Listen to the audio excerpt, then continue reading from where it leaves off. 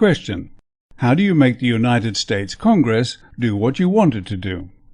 Answer: buy it. How can that be done? By making sure that a majority of senators and congresspersons are in your pocket, so to speak. You mean bribe them? If supporting candidates with massive campaign contributions so that they will do your bidding if they are elected is bribery, then yes, you've hit the nail on the head. But isn't bribery illegal? It should be, but very little seems to be done about it. The staggering amounts of money spent on U.S. elections means that it is virtually impossible to tell where campaign contributions originate, and to make things easier, the United States Supreme Court in January 2010 reversed 20 years of restrictions on corporate campaign contributions. If I wanted to buy Congress, which candidates should I choose? Democrats or Republicans? Both. Then you can't lose. The winner does what he's told, and the loser isn't going to report you for breaking campaign contribution rules because they've already accepted your tainted money in return for promises to further your political agenda. The system is as safe as houses, the House of Representatives and the U.S. Senate. But who would have enough money to do all this? That's an easy one. AIPAC, the American Israel Public Affairs Committee. And if you're wondering where they get the money from, a lot of it comes from the American taxpayer. Every year, loyal U.S. citizens dutifully pay their federal taxes, which are then used for many purposes, one of which is to supply aid in various forms to Israel, currently estimated at being about $3 billion per year. Some of this aid is used to buy U.S.-made weapons, which allow Israel to continuously threaten its neighbors and enables them to finance the hugely expensive apartheid wall, effectively fencing off the Palestinians and making them prisoners in their own land. It is self-evident that some of this money is bound to find its way back to the United States to be used to top up the election campaign funds for politicians, who, when elected, will be very keen to vote even more aid to Israel next time around. So, not only are American taxes being used to support the apartheid state of Israel, some of that money is being used to help elect candidates who are more interested in getting re-elected than they are in America's best interests, which means that Americans are actually paying for the demise of their own democracy. Yet democracy is something which successive U.S. presidents have been crying out is a basic right for everyone on the planet. What hypocrisy! It doesn't much matter which candidate wins, Democrat or Republican, or at what level, congressperson, senator, vice president, or president. He or she, having taken the proverbial 30 pieces of silver, is now expected to do AIPAC's bidding. The penalty for not doing so being the withholding of campaign funds when the next election circus comes to town. But before that happens, the AIPAC circus is coming to town. Washington, that is, May 22nd to May 24th, 2011. But before we take a look at their agenda, I want to explain my pronunciation of the name. In all of these words, the AI combination sounds different. Diamond, daily, pair. So we have a choice. I suspect that the organization prefers AIPAC to deflect attention away from the fact that it has little to do with A for America or Americans. So I prefer to call it AIPAC, because it is definitely I for Israel-centric, as we shall see. The AIPAC Policy Conference is the pro-Israel community's preeminent annual gathering. The event attracts more than 6,000 community and student activists from all 50 states, and more than half of the Senate, a third of the House of Representatives, and countless Israeli and American policymakers and thought leaders, and so on and so forth. But it's a one-way street. Take a look at some of the issues on the agenda. You won't find much that has to do with America or Americans.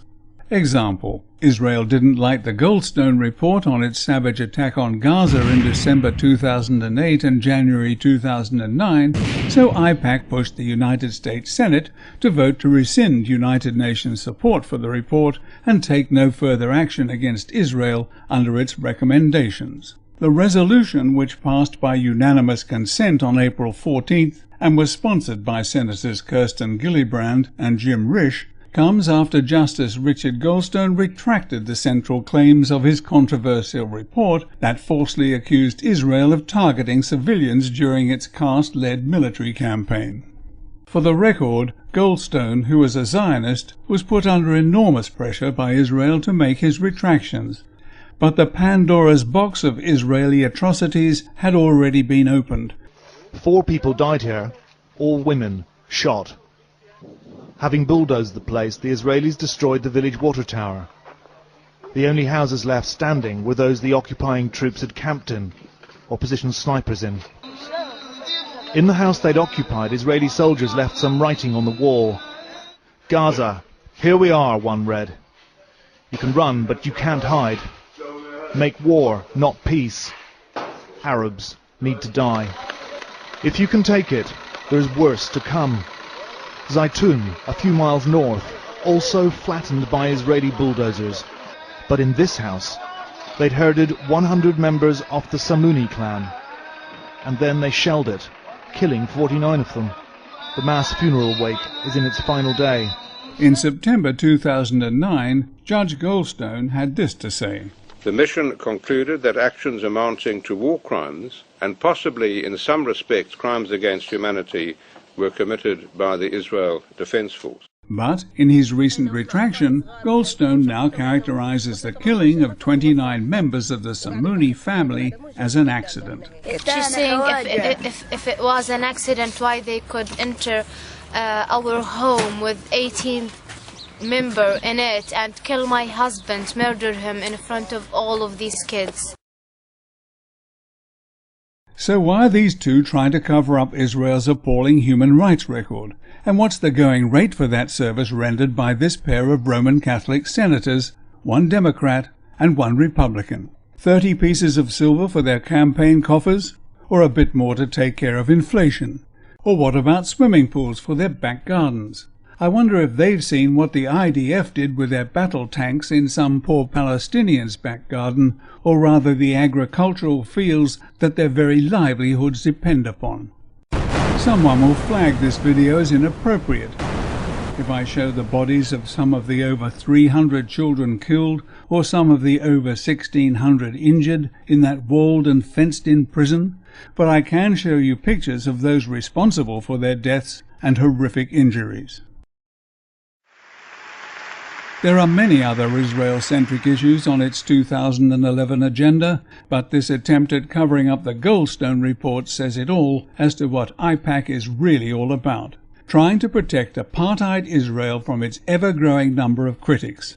It is unconscionable, and every decent American should rise up and shout, "Enough is enough."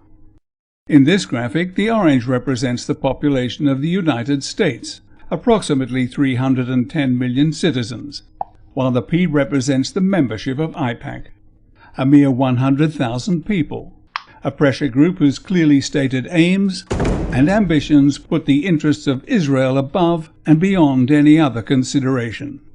Which means that AIPAC is, to all intents and purposes, the voice of America, and only when the voices of the majority of United States citizens are heard will this gross imbalance be redressed.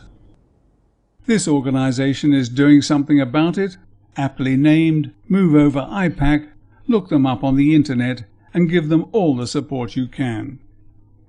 Others to look for are Stop AIPAC and Students Against AIPAC.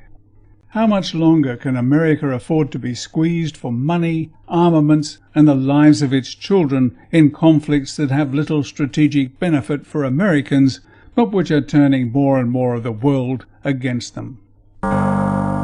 Take America back before it's too late.